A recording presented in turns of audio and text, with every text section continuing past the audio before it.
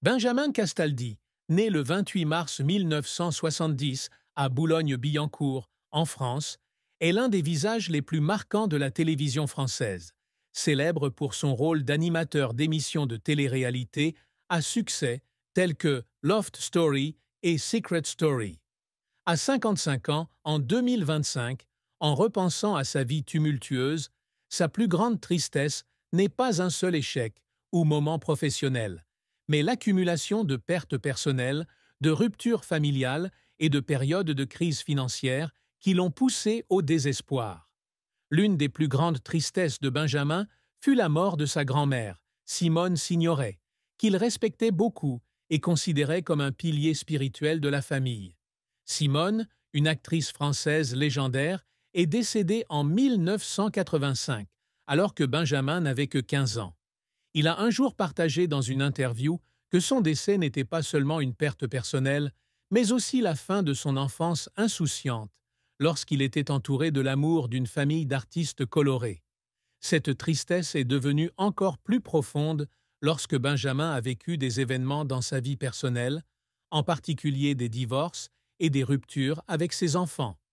Julien, Simon et Enzo, également connus sous le nom de la Zose dans la famille. Son premier mariage avec Valérie Sapienza s'est terminé en 2000, après 8 ans, le laissant avec un sentiment de culpabilité de ne pas avoir pu maintenir un foyer stable pour Julien et Simon. Il a admis un jour que les jours qui ont suivi le divorce, face au regard triste de ses deux jeunes fils, ont été ceux où il a le plus pleuré, non pas à cause de sa carrière, mais parce qu'il avait le sentiment d'avoir échoué en tant que père. Son second mariage avec Flavie Flament, bien qu'initialement romantique, s'est terminé dans la douleur en 2008, le laissant avec le tourment de ne pas pouvoir être avec Enzo autant qu'il l'aurait souhaité. Ces séparations lui ont non seulement fait mal au cœur, mais l'ont également fait se sentir éloigné de ses enfants à des moments importants de leur vie. De plus, Benjamin porte également la tristesse due à de graves crises financières. En 2012, il se retrouve en faillite après avoir été victime d'une fraude immobilière impliquant la société financière Apollonia. Il a perdu des millions d'euros, s'est endetté et a pleuré de désespoir lorsqu'il a réalisé qu'il ne pouvait pas acheter de cadeaux de Noël à ses enfants. Il a raconté dans une émission de Touche Pas à mon poste, TPMP, qu'il y avait des nuits où il était assis seul dans son petit appartement à Paris, à regarder ses factures et à se demander comment se relever après cette chute. La plus grande tristesse de Benjamin Castaldi est donc une combinaison de pertes familiales, de ruptures dans sa relation avec ses enfants et de chocs financiers, des blessures qu'il essaie toujours de cacher derrière un sourire éclatant à l'écran. La carrière de Benjamin Castaldi a été un long voyage rempli de hauts et de bas, au cours duquel il a à la fois obtenu de grands succès et fait face à des échecs qui l'ont laissé en larmes. Né dans une famille d'artistes prestigieuses, fils de l'actrice Catherine Allégret et de l'acteur Jean-Pierre Castaldi, petit-fils de Simone Signoret et d'Yves Montand, Benjamin a grandi avec une passion pour les affaires plutôt que pour l'art.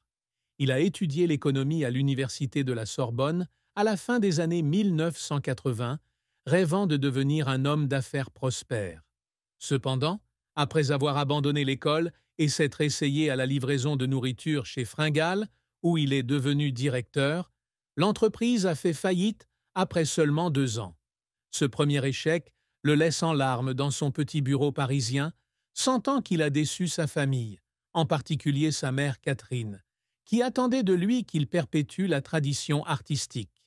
Sans se laisser décourager, Benjamin a déménagé aux États-Unis au début des années 1990 avec l'espoir de devenir producteur de musique. Il investit toutes ses économies pour relancer la carrière de la chanteuse Esther Galil, mais le projet échoue lamentablement, le forçant à rentrer à Paris en 1993 les mains vides. Il a raconté un jour que lorsque l'avion a atterri à l'aéroport Charles de Gaulle, il a pleuré parce qu'il sentait qu'il n'avait plus rien à perdre.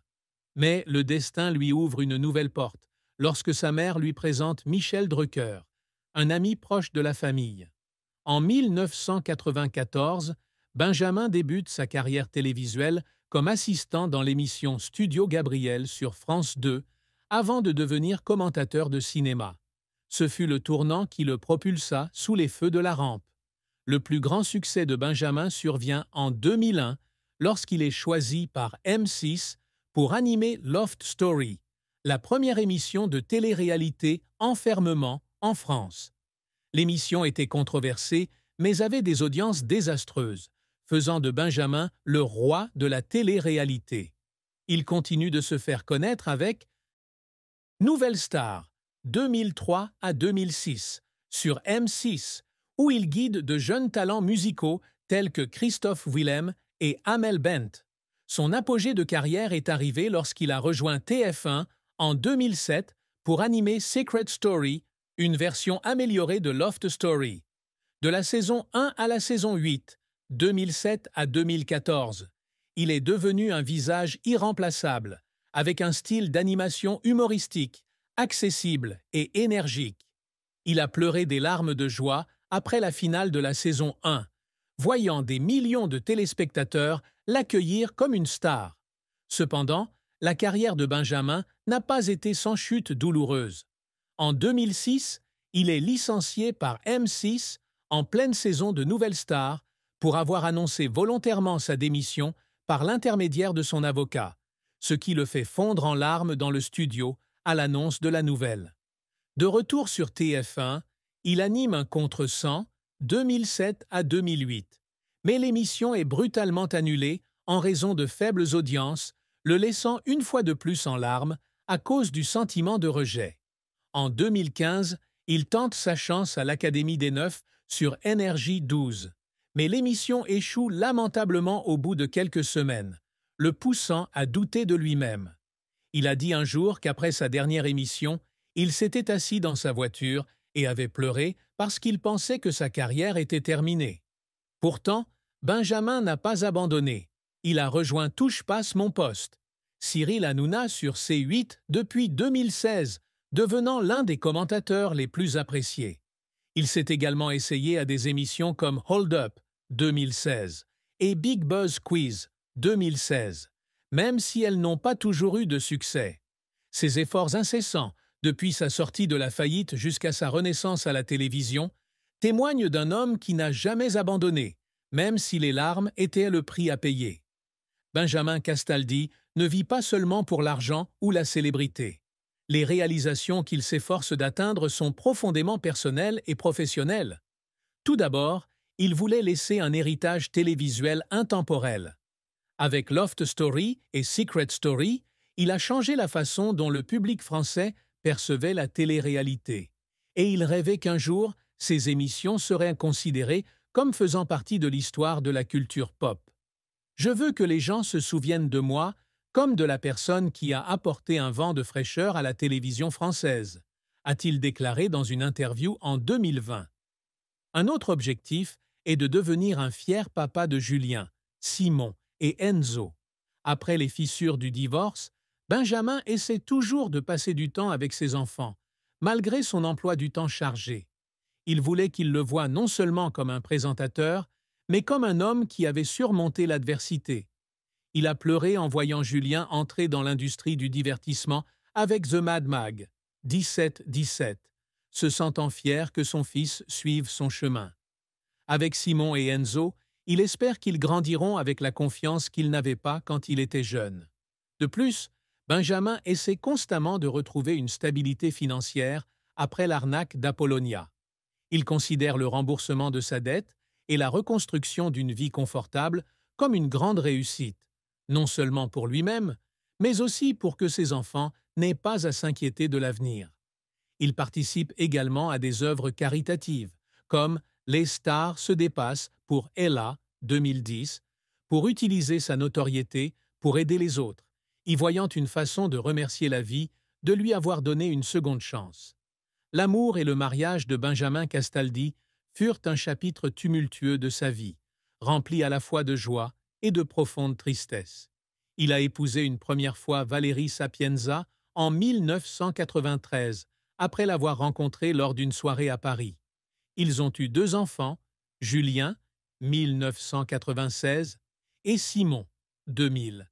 Et dans les premières années, leur petite famille était remplie de bonheur.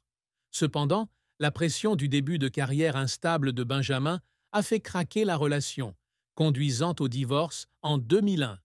Il a pleuré en signant les papiers du divorce, sentant qu'il avait laissé tomber Valérie et les enfants.